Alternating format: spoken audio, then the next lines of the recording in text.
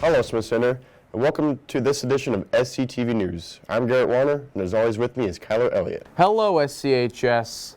A new structure has been seen outside the Ag Department. Seniors Kaylee Wagner and Hayden Lehman were instrumental in its creation.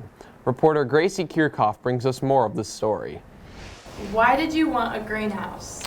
This was kind of an idea that we had last year. We both got the opportunity to go and shadow an ag teacher at a different school, and I got to go to a school where they had a greenhouse, and it was really cool to see the students working together and doing something for their chapter, doing something good for their chapter. So we came back from that experience and said we want to do something for our chapter and leave our mark on this FFA chapter. So we decided we wanted to write some grants and get a greenhouse, and a year later, not even a year later, it is up and we are super excited about it. What did you guys do to get the greenhouse approved? Well, first we kind of developed a plan about who would use this greenhouse, who would be able to make use of it and be able to add it to their classrooms, and then we brought it to the principal and then the school board and kind of brought our idea to life, and then we started writing grants to help fund this, because that is a major part of it, is being able to get a sustainable greenhouse that will last us a long time. Why do you think it is important? I think this greenhouse is really important to our school and to our community as a whole. In our plan, we kind of realized this is a way for our community to get involved in our school and get involved in our FFA chapter, whether that become just look at what we have to offer in the greenhouse or help us grow different things in the greenhouse. It takes a lot of people to do a project like this, so we've used a lot of different people's expertise in the community, so getting them involved has been super fun.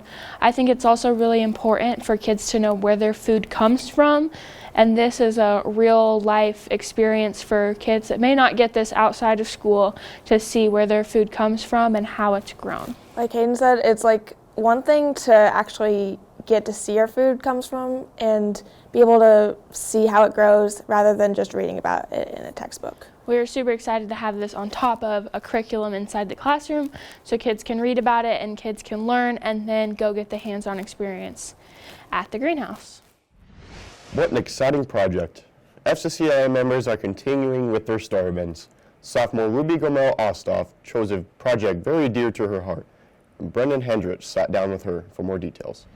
We're here with Ruby Goma Ostoff, and she's going to give us some details about her STAR event. What is the name of your STAR event? It's called Project 363. And why did you choose this topic? My dad's a state trooper, and many troopers and other emergency law enforcement are hurt every year just being struck by vehicles that fail to slow down and move over. And it's a Kansas state law, so I thought that by spreading awareness on this, I could help prevent those accidents from happening. And how can we support you?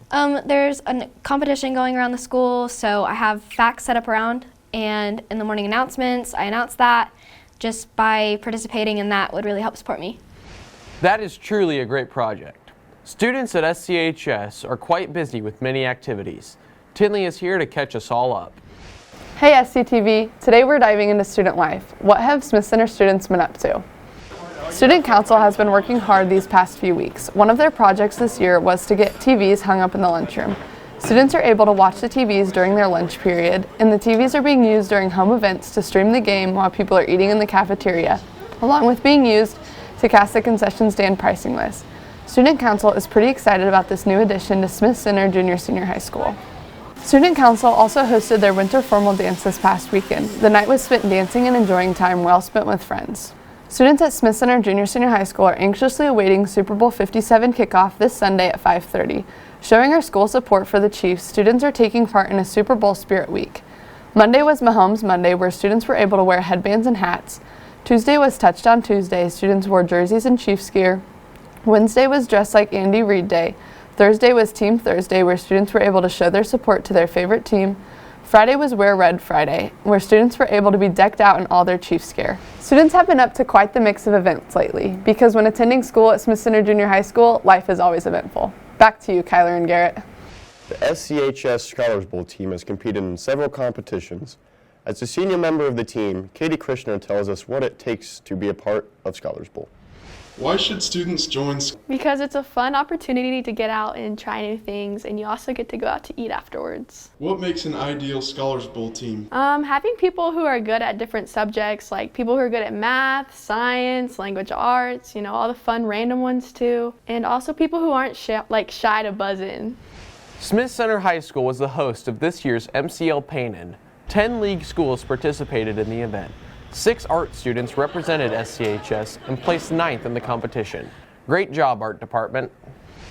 Winter sports continue with competition. Here is Corey and Cameron on that report. Hello, Redmond and Lady Red fans. I'm Cameron Hutchinson. And I'm Corey Hairsnape with your SCHS Sports Report. The Redmond wrestling team placed 3rd at the MCL tournament. Senior Bentley Montgomery captured the league title at 150 pounds. Senior Alex Wilkinson and Junior Eli Franklin were league runner-ups. Placing 4th were Luke Franklin, Will Tucker, Parker Hutchinson, Gannon McCoy, and Carson Montgomery. With only a few weeks left, Coach Brock Hutchinson is preparing his wrestlers for success postseason. Way to go, Redmond. As you are approaching the last month of your season, how do you prepare? Oh, good question, Dakota. So what we try to do in wrestling is we build up to try to build on being able to wrestle 6 minutes the entire time with little to few breaks inside of wrestling. Now I know it's only 6 minutes, but it's a very big grind for 6 minutes. So we start doing a little lactic acid training. We start doing some high sprints, 10, 15 second sprints.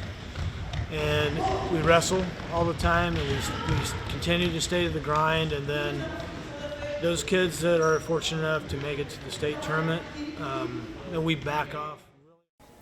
The Lady Red basketball team have battled some tough teams this season. With a 3rd place finish at the MCL tournament, our Lady Red continue to play strong ball. Unfortunately, a familiar face to the Lady Red fans has been missing from the sidelines.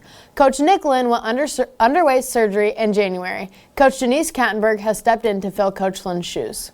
You have had to step in as head coach with Coach Lynn's absence. How has that transition been? Transition's been good.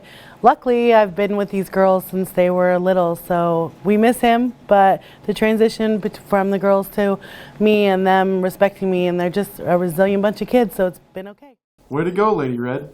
The Redmond basketball team's record doesn't reflect their hard work and dedication towards the program. Coach Alex Hobelman knows the road to turning around a program is going to take a long time. We've had several close games this year. What have the boys been doing to improve? Just putting in the work every day. It's turning around a program doesn't happen overnight. It's a day-by-day basis, and changing attitudes too also helps get the program turned around. So, they're wanting to compete and they're wanting to win, and that's what it takes. So we just got to put in the work every day. Just when he thought his football playing days were over, Coy Hairsnape was invited to play in the 50th annual Kansas Shrine Bowl All-Star Game. We are so proud of Coy for getting this amazing opportunity. That's our SCHS Sports Report. Keep up the good work, Redmond and Lady Red. Back to you, Garrett and Kyler. Keep working hard, Redmond and Lady Red. Juniors Cameron Hutchinson and Tinley Rentschler are using their star event to help children who are battling cancer. Dakota Kattenberg brings us more about their event. What is your star event? This year our star event is I do not like cancer here or there, I do not like cancer anywhere. And for that project, Cameron and I are really working on spreading the word about the importance of supporting children with cancer and also cancer research for children. We're working with hospitals in Kansas City to provide books, colored pencils, any type of fun activity that will go to the kids and help them take their mind off their diagnosis. But we're also working with Amanda Gray from Braden's Hope for children's cancer, and we're just working with them to raise money to go towards their cause. What have you done as fundraisers to help your cause? So starting in November, Tinley and I decided to sell Kansas-made pastries, and we had a great turnout. We raised over $2,500, and with that money, we are donating it to a foundation called Braden's Hope. And then over this past couple weeks, we have corresponded with the high school and grade school to raise donations of coloring books, colored pencils, crayons, any fun little small activity to take to the children at Children's Mercy Hospital in Kansas City and other various hospitals We raised over 3,500 books or small activities, and we thought it was a great turnout. Love is definitely in the air. You know, I really wish there was a how-to guide to dating. Well, you're in luck, Kyler. Corey and Cameron are here for that advice for the perfect date. Are you serious? He's late. He was supposed to be here at 9 o'clock. Ladies, that means he likes you too much, doesn't like you at all, or is playing hard to get. Text your friends and tell them what's happening.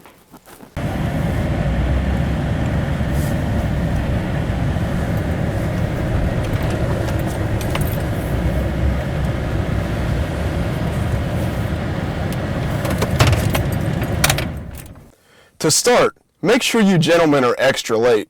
Now remember, make sure to barge into the door when you get there to assert your dominance. And if she asks where her flowers are, tell her you didn't get any, because they're gonna die anyways.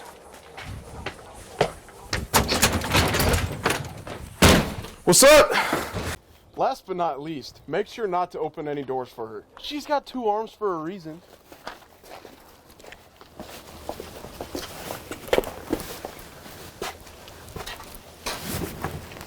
I can't seem to open the door. Can you come help me? Nah, it's a little hard to open sometimes. Just use both hands.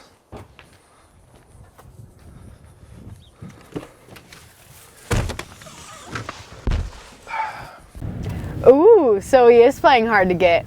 Ladies, it's okay if he's a bit mysterious. That's why you're on the date. After all, you're just getting to know him better.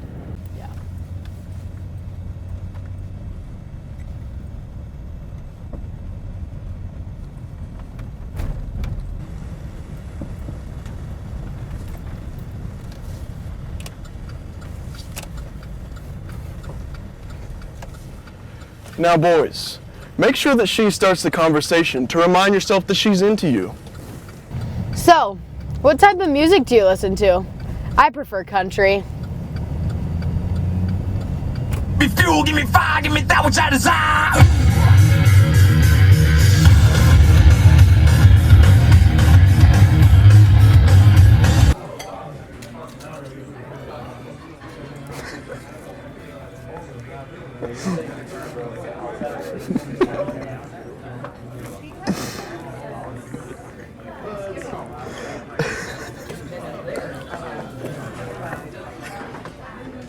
Ladies, don't be too upset if the first thing he does is pull out his phone. He's just telling his mom how great you are.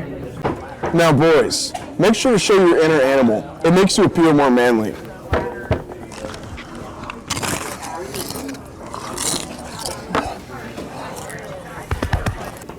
If you're looking for your wallet, it's fine. I can just pay. Now boys, make sure to pull this trick every time. You get free food. It's awesome. Well, it was nice meeting you.